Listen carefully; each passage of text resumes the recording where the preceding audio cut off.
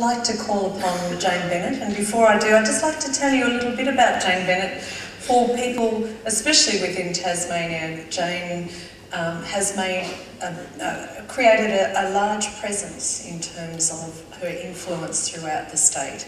For people who are just coming to know Jane, let me introduce Jane as the Managing Director of Ashgrove Cheese. The Ashgrove brand is recognised as a leader in Australian specialty cheese, specialising in the production of award-winning hard and semi-hard cheeses. In 1997, Jane was named the ABC Radio Australian Rural Woman of the Year, and in 1998 she was awarded the Regional Development category of the Young Australian of the Year.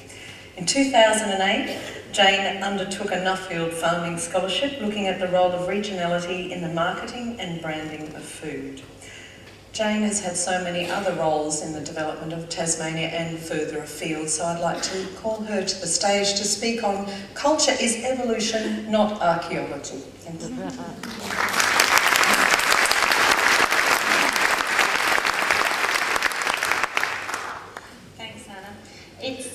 It's quite daunting. This is the first time in all the years I've been coming to the Princess Theatre that I've actually been on this side of the stage, and I must say that the theatre is much bigger from this side than it is from the other. And I feel significantly underqualified for being up here, particularly in the presence of Francois, and I feel that I sometimes wonder what on earth I am doing here, because at the end of the day, I'm a cheesemaker. And I run a business in the middle of a paddock in northern Tasmania.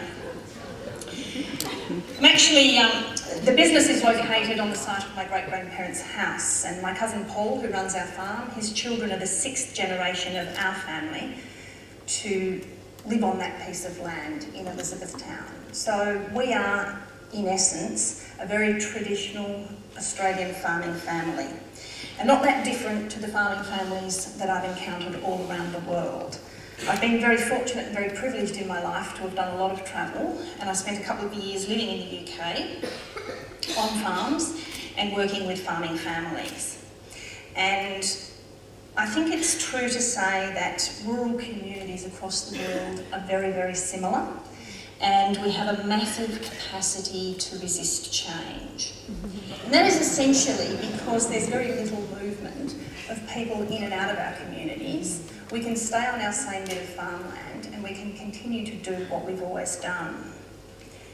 David mentioned before Bob Catter, and enlightened people can look at Bob Catter and make disparaging comments about all that he represents. But Bob Catter is simply the voice of a rural community in Australia that cannot visualise life being any different to how it currently is. And they have an immense desire to maintain their status quo, and in some cases go back to when life was safer. And that's not a reflection of stupidity or ignorance, it's a reflection of the experiences that those people have. And if we want to change those sorts of experiences, then we have to give them a capacity to visualise how life could be any different. One of my most enlightening moments in life was back in 2002 when I was doing a Vincent Fairfax Fellowship with the St James Ethics Centre.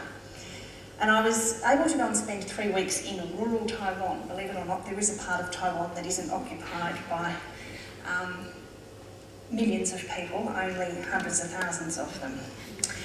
And I was actually in Taiwan looking at the relationship between land ownership and people's sense of cultural identity. I met with a professor of ecology at the Providence University in Taichung, and we were discussing Indigenous people and the issues that they face right around the world, which are often very, very similar.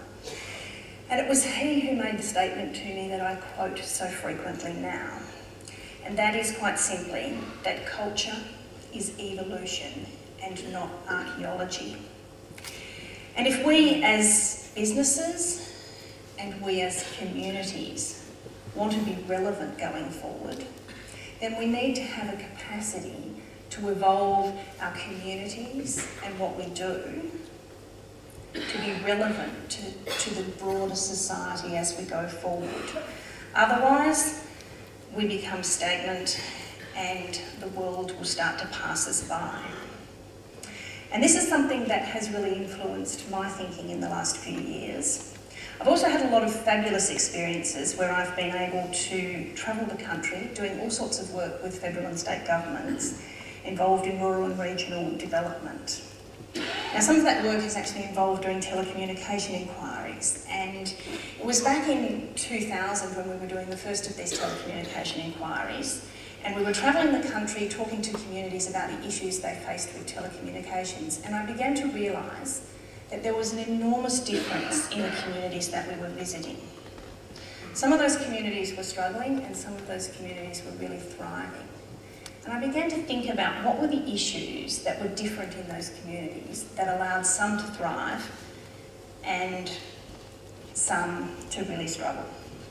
The important thing to understand about communities that are struggling are that they tend to be mono-industry, or indeed some communities actually don't have any industry at all left within the community.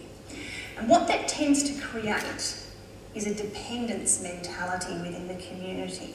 And that dependence mentality means that the community as a whole has an inability to problem solve and an inability to visualise an alternative to the current circumstance. And so rather than having champions in the community who will stand up and fight for it, they turn to government and they turn to big industry and they say, fix our problems for us.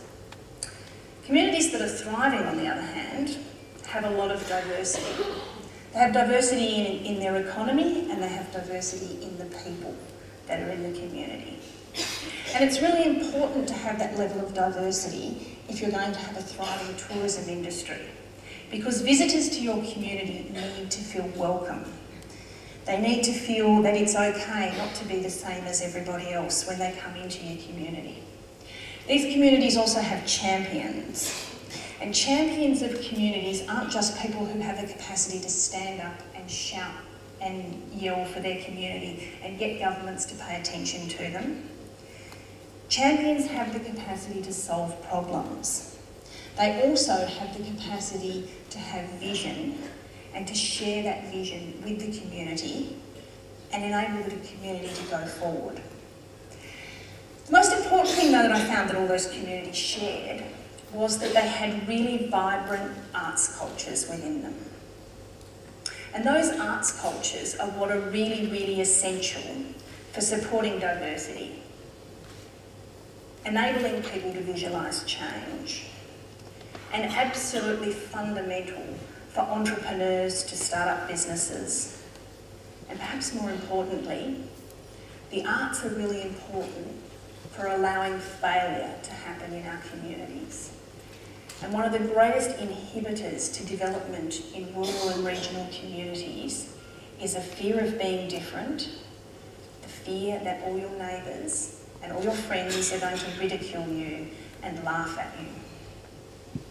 I'm really fortunate because we started a business in a community that was really supportive of change, a community that has a really strong and vibrant arts culture, the community of Deloraine.